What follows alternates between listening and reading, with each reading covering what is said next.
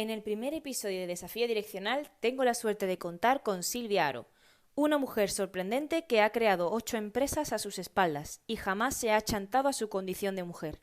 Revolucionó los armarios en 2015 y hoy viene al podcast a contarnos su historia. Empecemos. Bienvenidos y bienvenidas a Desafío Direccional, un movimiento para afrontar los cambios de las nuevas generaciones.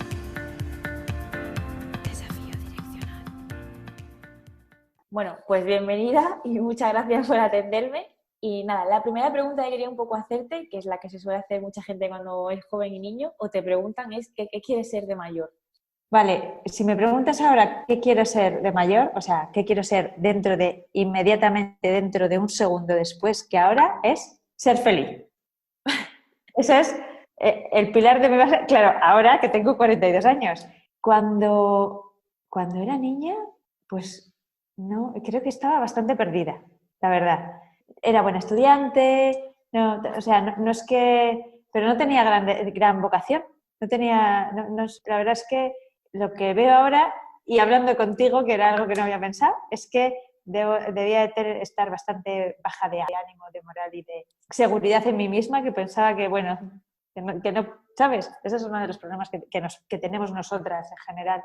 Es un tema endémico que creemos que no podemos ir. Entonces, pues no sé, donde vaya. O sea, cuando ya eras un poco más mayor, quizás, no sé, 18 años o así, cuando decidiste elegir una carrera, porque esa decisión de no saber qué querías estudiar, a decidir entonces estudiar ADE. Mi madre había estudiado ADE y había estudiado NICADE. Entonces, bueno, al final cuando pasas por una institución de este tipo, te imprimen un carácter y va más allá de una mera formación, sino es un estilo de vida y crees realmente en la educación y todo lo que se construye alrededor. Entonces, mi madre me dijo, oye, como tampoco tenía muy claro, oye, ¿no te apetece estudiar NICADE? Pues es buena idea. Bueno, es de las mejores universidades del país, de los mejores profesionales y va a tener los mejores compañeros, pues ¿y por qué no? Pues así fue. ¿Y tal fue esa experiencia universitaria cuando ya estuviste allí en ICADE estudiando? Bueno, pues fíjate, yo de ser buena estudiante, sacaba buenas notas y tal, llegué ahí que me pegaron un palo. Claro, de ser de las mejores en un colegio normal, claro, a estar con los mejores del país. Y cuando no tienes hábito de estudio y te sacas las cosas medio con la gorra, pues hasta que coges el hábito de estudio, repetí primero, pero bueno, eso me ayudó mucho a madurar, a conocer mucha gente, te inculcan unos valores de sacrificio, de esfuerzo importantes y la verdad es que, bueno, la época universitaria estuvo genial. De hecho, bueno, pues de mis mejores amigos son de la universidad. Soy de las pocas personas de mi promoción que luego han montado empresa, curiosamente, porque es cierto que ahora le están dando, a todas las universidades, pero esta en particular, porque la conozco bien, le están dando intentan orientarlo más hacia el empresario, pero hasta entonces era solo o sea, te formaban para ser directivo, para ser consultor, para ir a una gran empresa, pues son puestos de altos directivos, pero no para formar tu empresa.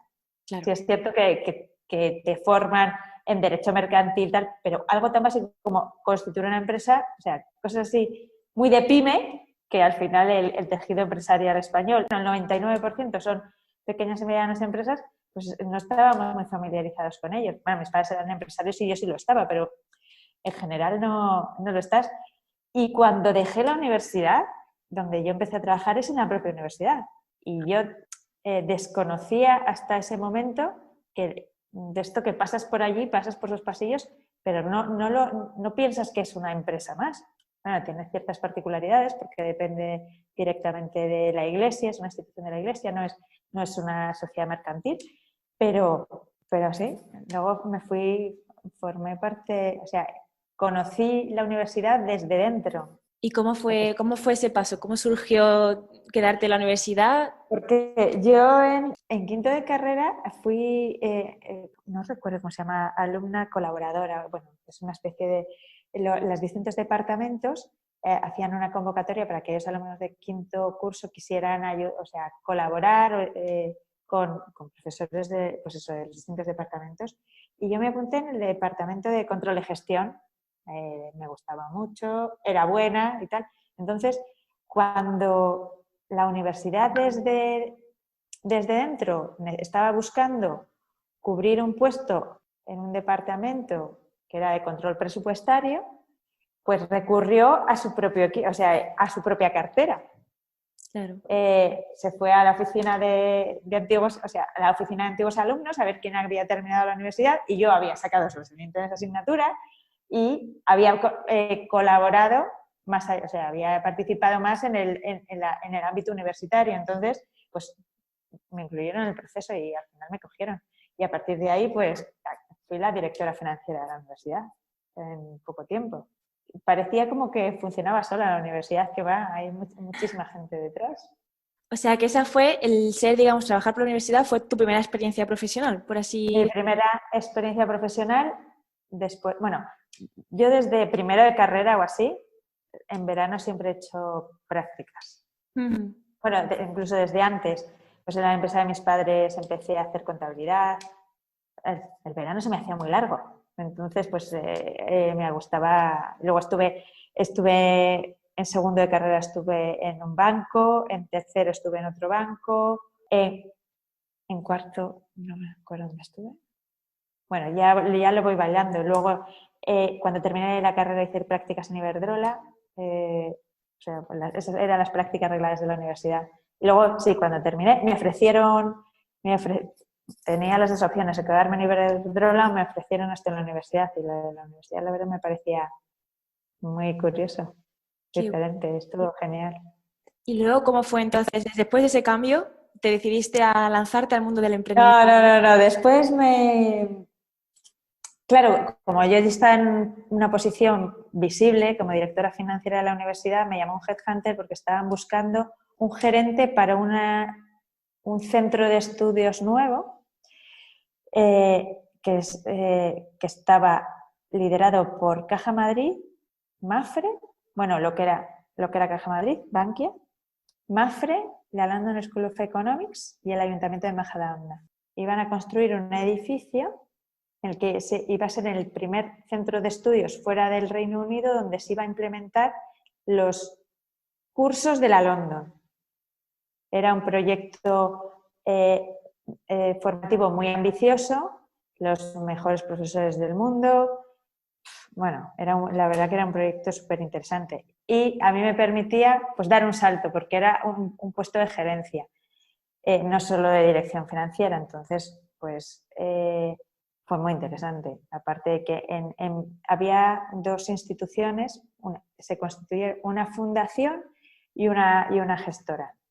En la fundación, pues los patronos eran el presidente de Bankia, el presidente de Mapfre, o sea, máximos representantes de estas instituciones. Tenía gente muy importante tanto como consejera como patronos. Entonces tenía 30 años, casi todo hombres. O sea, fue la verdad un reto muy interesante. Dirigir la construcción de un edificio, o sea, ya entraba en otras facetas más allá de la dirección financiera. Lo que pasa es que, bueno, temas políticos, ya sabes lo que pasó con Caja Madrid Bankia y se quedó sin fondos. Y antes, pues cuando ya veíamos que esto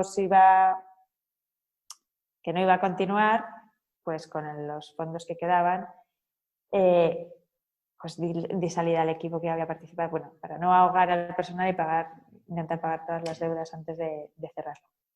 Y ahora que dices así del tema del puesto directivo y siendo mujer, ¿cómo fue esa experiencia? ¿Notaste alguna diferencia el hecho de ser mujer y dirigir a un equipo de hombres? Bueno, en la universidad yo tenía, pues eso, 28 años y tenía más de 20 personas a mi cargo y todos eran mayores que yo. Y además, como sabían que yo venía de la universidad y que era mi primer puesto, tuve que empezar con una dirección un poco agresiva. O sea, tenía que ser dura para que me tomaran en serio. Uh-huh. Luego, en CIES no tenía ese problema con la gente que tenía por debajo, sí con la gente que tenía por encima. Tendían a ser muy paternalistas, hay la niña, y también se vivieron momentos muy convulsos, porque bueno, cuando parecía que se iba a acabar el proyecto o cuando hubo cambios en la presidencia de Caja Madrid, esto al final también nos repercutía y en otro nivel, pero eso fue mucho más, un reto muy superior, porque son mujer y joven, Sí. hombres de 60 y tantos años, que te tomaran en serio, pues no era fácil. Pero ahí ya no era un tema de autoridad, sino un tema de mano izquierda. ¿Y qué te decías tú a ti misma para...? Nada, que no iban a poder conmigo. No. Digo, hombre, que no van a poder conmigo, no van a poder conmigo. Nada, y cada día te levantas con fuerzas renovadas para seguir al día siguiente y tirar para adelante. Total. Y entonces, ¿fue después de eso cuando sí que decidiste lanzarte a emprender? ¿O en cuánto Casi. momento de emprendimiento? Cuando yo salí de ahí, justo teníamos unos amigos que tenían unas clínicas de medicina deportiva que habían crecido mucho y necesitaban profesionalizar su gestión financiera. Y justo como estaba en este momento que yo estaba saliendo del otro lado, oye, ¿nos echas una mano? Bueno, estupendo. Estuve ayudándoles a organizarse un poco, bueno, a organizarse, a profesionalizar si tenían equipo en contabilidad y tal, pero como pues, cuando creces muy rápido, pues hay que poner un poco de orden, ¿no? Y alguien de fuera te ayuda muchas veces a dar esa visión. Y justo en este proceso, pues fue cuando yo la verdad nunca había pensado en pues eso que pues mis padres empresarios era algo que yo había visto en el comedor de mi casa todos los días, o sea que no era que me resultara extraño, pero no era algo que no en lo que no había pensado. En cambio, mi marido siempre ha sido muy creativo y muy emprendedor, pero su familia es más tradicional. Su padre es militar, sus abuelos médicos y tal. Entonces, yo le empujé a que montara su empresa. Es periodista, una revista, una agencia de producción corporativa, y yo le llevaba la gestión, pero yo seguía trabajando por cuenta ajena. Y el día a día lo llevaba un equipo, él lo lideraba y yo en el día a día no participaba. Pero en un momento dado, pues lanzó un proyecto en el que estaba involucrado mi hermano y bueno, de repente me vi, estábamos los tres en Chile con un proyecto innovador. En este momento yo lo estaba simultaneando con estos amigos que te digo que les estaba ayudando y llegó un momento que dije, joder, si yo quiero hacer esto, yo quiero tener las riendas de mi vida profesional. Y ahí, luego un proyecto te va a otro y tal, pero es la forma de vida. Dices, no, aquí, esto es lo que yo quiero. Bueno, claro, como te podrás imaginar, o sea, vas superando retos y tal, pero las instituciones grandes son sitios complejos, los que te das cuenta de que, por desgracia, no trabajamos todos por el bien de un proyecto común, sino que ves que la gente va pensando en su bien particular en contra del bien común. Y eso hace que tomen decisiones o dejen de tomar decisiones y llegan muchas ocasiones que no entienden por qué te ves, por qué las cosas no avanzan y eso es muy frustrante. Eso me pasó en la universidad, me pasó en el otro lado con mayor motivo porque era un sitio absolutamente politizado. Entonces, lo que yo huía desde entonces era pues, en ese tipo de estructuras y de toma de decisiones. ¿Y qué es lo que me hizo cambiar y saber que no voy a volver nunca? El que tú tomas tus propias decisiones. No importa equivocarse. Pues tomas otra decisión para intentar arreglarlo. Pero siempre pensando en el proyecto, siempre pensando en el bien común. Y esto lo marco yo. Yo sé que lo estoy haciendo por el bien del proyecto. ¿Que me equivoco? Bueno, pues lo arreglaré. Pero no el no hacer nada porque estoy pensando en mi propio interés o el que está arriba está pensando en su propio interés y a mí no me deja continuar. Eso me pareció tan frustrante que no quiero volver nunca más. O sea, que ese fue en realidad un momento clave ahí de desafío Sí, direccional, de decir, sí, eso es. Digo, joder, si esto me gusta, puedo estar trabajando todas las horas del mundo que no me canso, que quiero más, que da igual lo mal que me vaya, que siempre tengo ganas, o sea, puedes tener malas noticias, pero al día siguiente te levantas otra vez con energía para intentar otra cosa nueva o intentarlo de otra forma y otra vez. Entonces dices, bueno, es que esto es lo mío. totalmente. ¿Y cómo continúa entonces ese proyecto? Al final que... Bueno, ese proyecto era un proyecto súper chulo. Era hacer un talent show en el metro, todo retransmitido a través del móvil y en el que era como una operación triunfo, de que la gente, o sea, y que te ibas encontrando conciertos por el metro de forma sorpresiva y tú ibas siguiendo a tus artistas y había como una casa de la música donde actuaban y tal.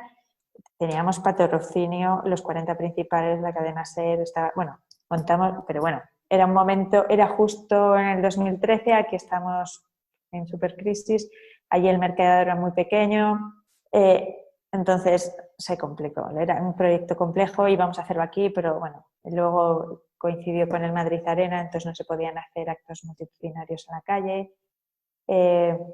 Luego el ayuntamiento, lo pensamos en hacer en Barcelona, pero luego por temas políticos, la Generalitat con el tema de no sé qué, no salió. No importa, no salió.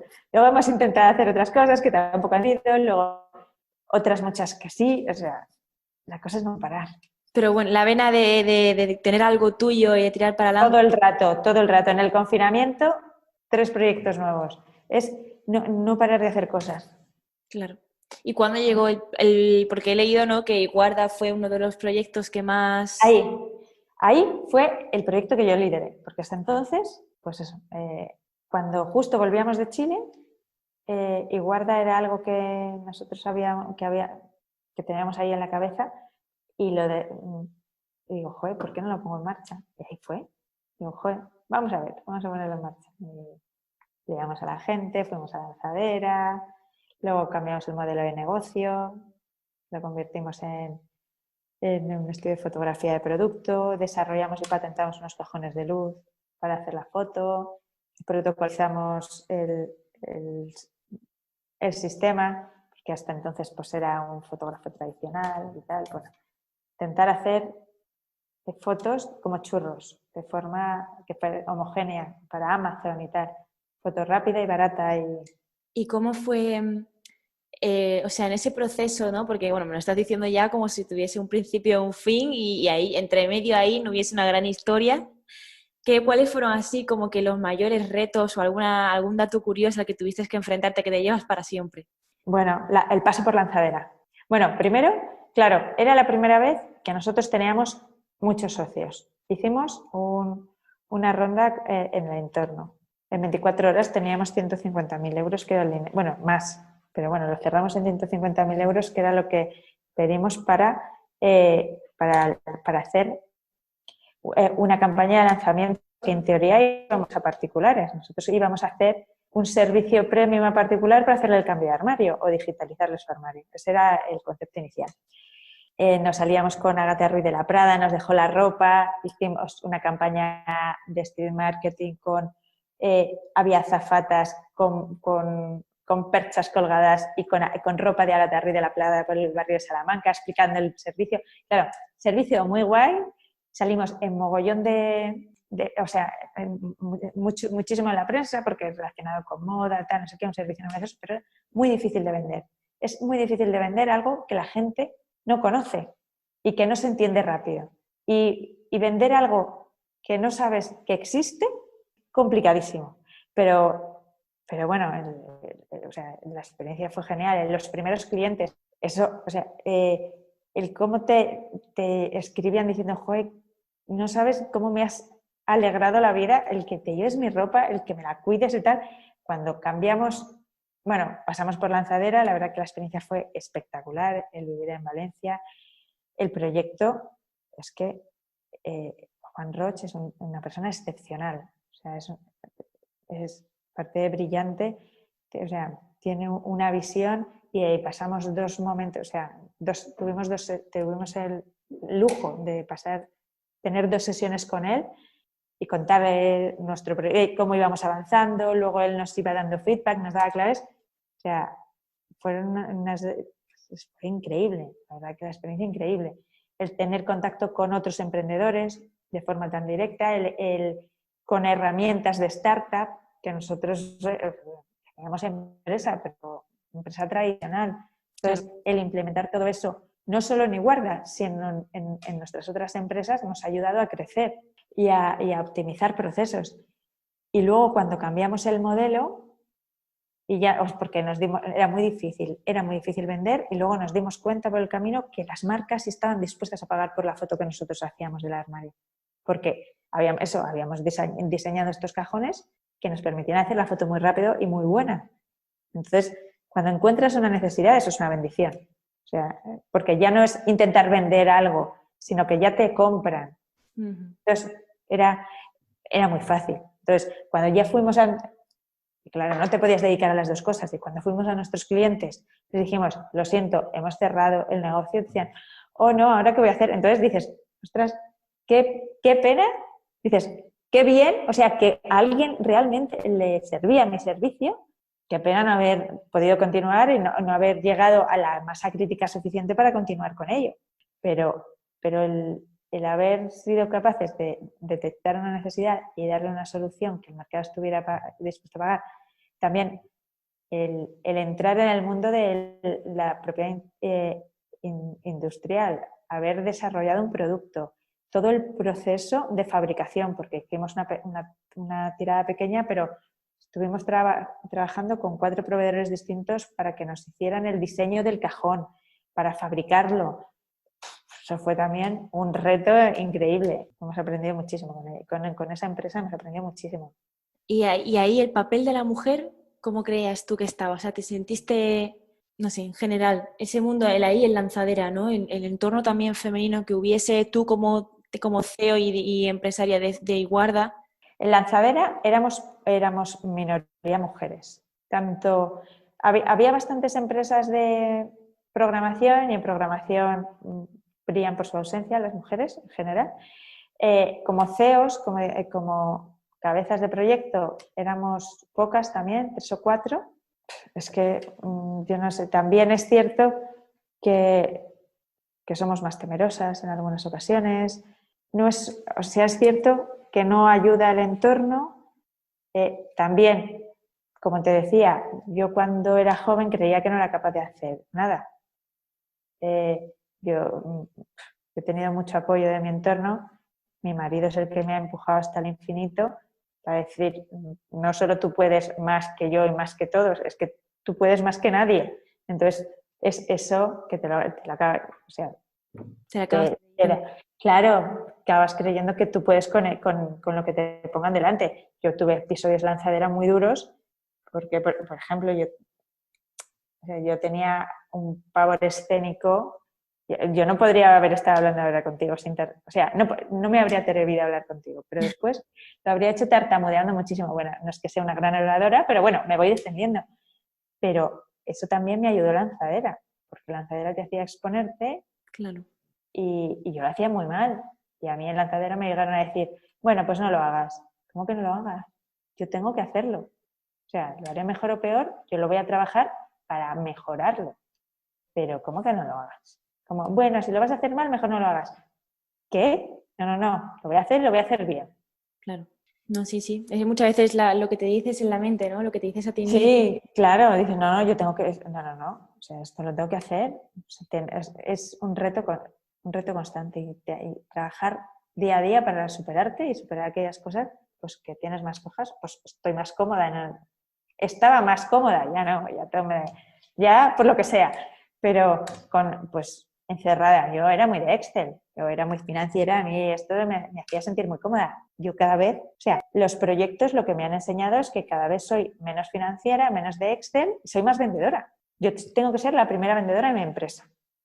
La primera. Y la que mejor lo cuente, y la que más me lo crea, y la que más me exponga. Porque si no, nadie se lo va a creer. Si la propia cabeza no se lo cree, no se expone y no lo cuenta.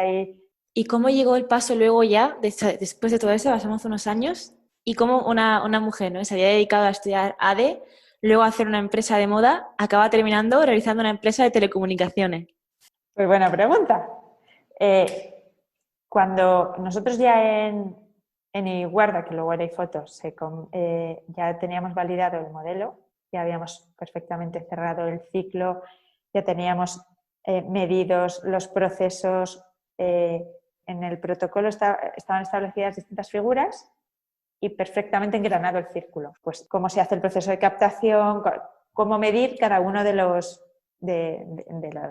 fases, y que ya habíamos llegado al punto de equilibrio. Ya era el momento para nosotros de pasar el testigo. Nosotros ya no teníamos nada más que aportar en el proyecto, entonces buscamos un gerente que se hizo cargo del proyecto. Pero a mí me costaba dejarlo. Entonces, Guillermo, mi marido, que llevaba mucho tiempo queriendo que lo dejara, porque al final te metes mucho en el día a día y pierdes un poco la perspectiva.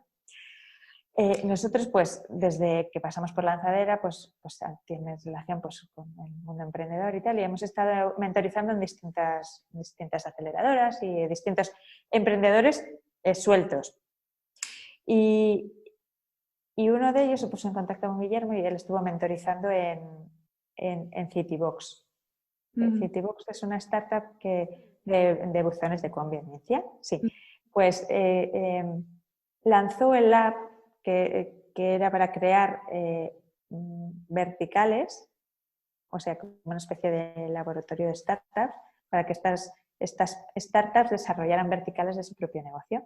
Entonces él colaboró pues en la formación del lab, en la selección de estos emprendedores, y participó con ellos y les hacía pues, sesiones de mentorización y apoyo, y estuvo muy involucrado con uno de ellos. De hecho, le hicieron socio en una de ellas, y él tiraba de mí, para que fuera participando con ellos. En esta empresa que se llamaba Bilocker, que era de buzones para colocar buzones en puntos de conveniencia, en distintos establecimientos, para que tú fueras a recoger tu paquetería de e-commerce, pues en un supermercado o tal, en un estanco, pues hicieron un acuerdo muy grande con MoneyGram.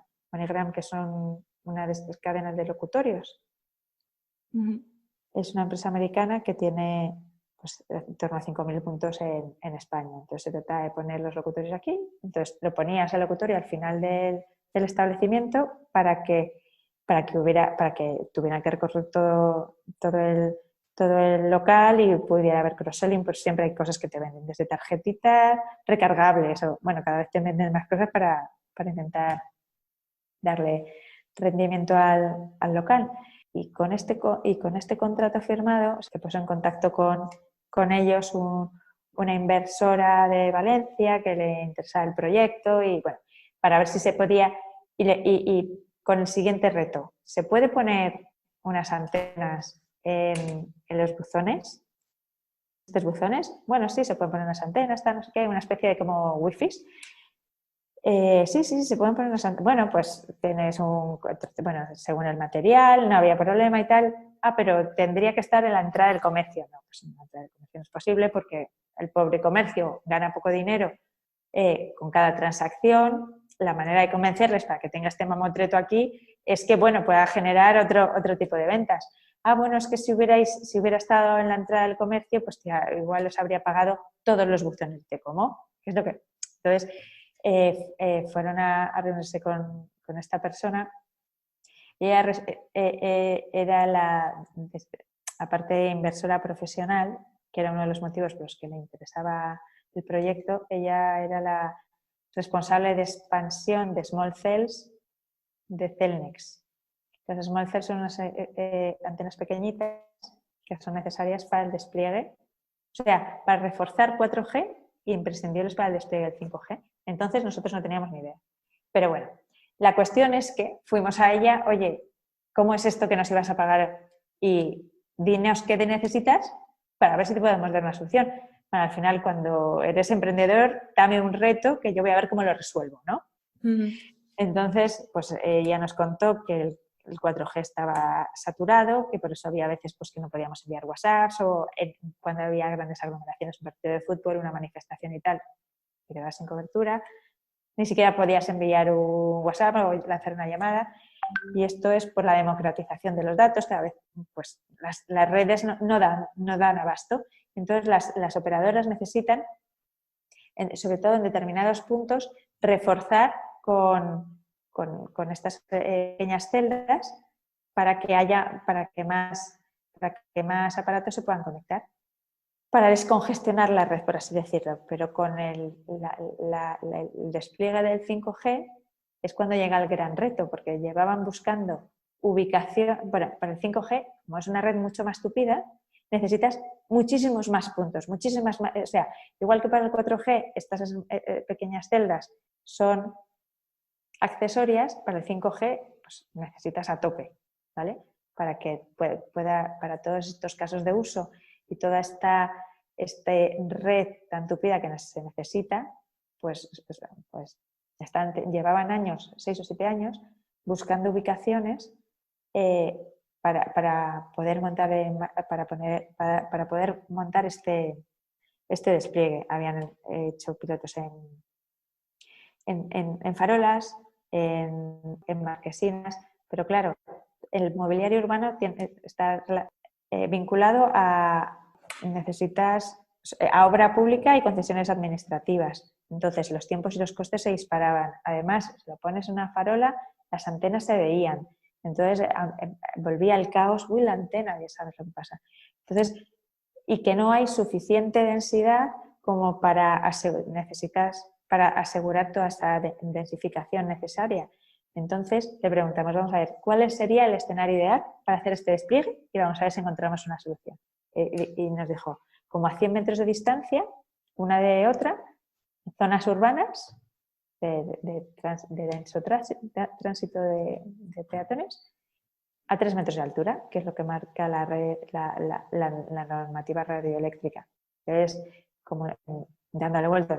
Nosotros tenemos una agencia pues lo que te decía desde el año 2004. Tenemos una agencia de producción corporativa. Nosotros hacemos los soportes que necesitan todas las distintas empresas, trabajamos con más de 1000 empresas, pues toda aquella producción que necesitan para reproducir su imagen, desde una tarjeta, un libro, un catálogo, una bolsa, cartelería, un rótulo. El banderín publicitario es aquel que va perpendicular a la fachada, que tiene luz, tiene fácil canalización de fibra, que es privativo, que no depende del ayuntamiento, sino del comercio y que está hueco, por lo tanto cabrían los equipos. Entonces, como teníamos experiencia por el cajón de luz en patentes, metimos el modelo de utilidad en la Oficina de Patentes y Marcas.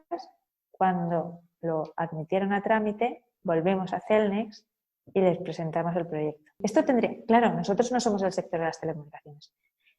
Les dijimos, oye, ¿esto tiene sentido para vosotros? Ostras, ¿cómo no se nos había ocurrido? Es un soporte estratégico. Hablad con las operadoras y si para ellos tiene sentido, para nosotros más.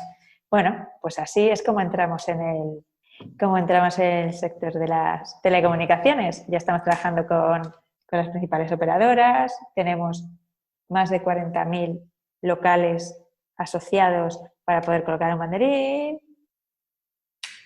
Y ahora sabemos, no teníamos ni idea del 4 y del 5G, ahora sabemos muchísimo. Ya, desde luego esto es donde más se aprende. Estoy alucinando, digo, madre, estoy con una empresa y madre mía, se viene el mundo encima, pero increíble toda la historia. Y la Silvia de ahora, entonces, ¿qué más cosas tiene en mente? Porque decías, es que ya la mente es un no parar, ¿no? Sí, pues ante el confinamiento, el aburrimiento que de estar en casa hace que se piense demasiado.